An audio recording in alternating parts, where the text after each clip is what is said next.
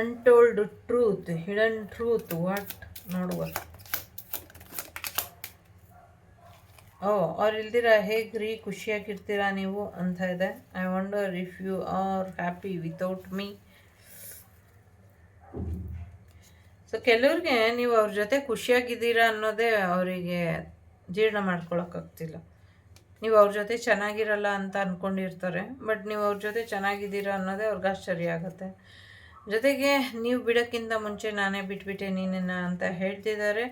So good news ಬಂದಿದೆ, ಅದನ್ನು ನಿನ್ನ ಹತ್ರ ಶೇರ್ ಮಾಡಬೇಕು. ಹೇಗೆ ಶೇರ್ ಮಾಡೋದು ನನಗೆ ಗೊತ್ತಾಗ್ತಿಲ್ಲ, ಭಯ ಆಗ್ತಾ ಇದೆ ಅಂತ ಕೂಡ ಕೆಲವರು ಹೇಳ್ತಾ ಇದ್ದಾರೆ.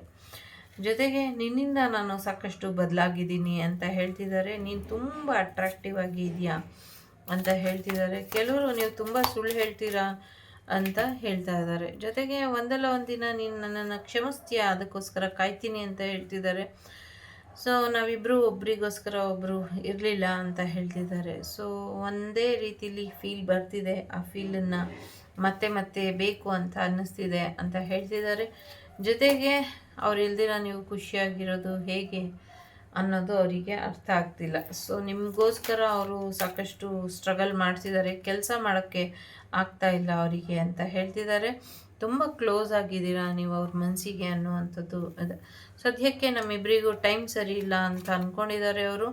ನಿನ್ನನ್ನು ಭೇಟಿ ಆಗಬೇಕು, ರೀಚ್ ಆಗಬೇಕು, ಆದರೆ ಭಯ ಆಗ್ತಿದೆ ಅನ್ನುವಂಥದ್ದು ಇದೆ. ಮೀಟ್ ಮಾಡೋಕ್ಕೆ, ಡೇಟ್ ಮಾಡೋಕ್ಕೆ ಭಯ ಆಗ್ತಿದೆ ಅಂತ ಹೇಳ್ತಿದ್ದಾರೆ. ಸೊ ಲೈಫಲ್ಲಿ ಬೆಸ್ಟ್ ಥಿಂಗ್ ಏನಾದರೂ ಇದ್ದರೆ ಅದು ನೀನೇ ಅನ್ನುವಂಥದ್ದು ಇದೆ. ಸೊ ಎಲ್ಲವೂ ಹಾಳಾಯಿತು ನನಗೆ ಗೊತ್ತಿದೆ ಅನ್ನುವಂಥದ್ದು ಇದೆ. ನನ್ನ ತಪ್ಪಿಟ್ಕೊಂಡು ನಾನು ನಿನಗೆ ಬೈದೆ, ಅದು ನನ್ನ ದೊಡ್ಡ ತಪ್ಪು ಅಂತ ಹೇಳ್ತಿದ್ದಾರೆ. ಈಗ ನನ್ನನ್ನು ನಾನು ಸರಿಪಡಿಸ್ಕೊಳ್ತಾ ಇದ್ದೀನಿ ಅಂತ ಹೇಳ್ತಿದ್ದಾರೆ. ಐ ಲವ್ ಯು ಅಂತ ಕೂಡ ಹೇಳ್ತಿದ್ದಾರೆ. ಸೊ ವೆಯ್ಟಿಂಗ್ ಮಾಡ್ತಾ ಇದ್ದೀನಿ, ಕಾಯ್ತಾ ಇದ್ದೀನಿ ನಿನ್ನ ಕಡೆಯಿಂದ ಏನು ಸಿಗ್ನಲ್ ಬರುತ್ತೆ ಅಂತ ಹೇಳ್ತಿದ್ದಾರೆ. ಜೊತೆಗೆ ನಿನ್ನ ಜೊತೆ ಇದ್ದರೆ ನನ್ನನ್ನು ನಾನೇ ಕಳೆದು ಹೋಗಬೇಕು ಅನ್ನೋದು ನನ್ನ ಆಸೆ ಅಂತ ಹೇಳ್ತಿದ್ದಾರೆ. ಸೊ ನಾವಿಬ್ಬರು ಮತ್ತೆ ಸಿಗ್ತೀವಿ, ಒಂದಾಗ್ತೀವಿ ಅಂತ ಹೇಳ್ತಿದ್ದಾರೆ.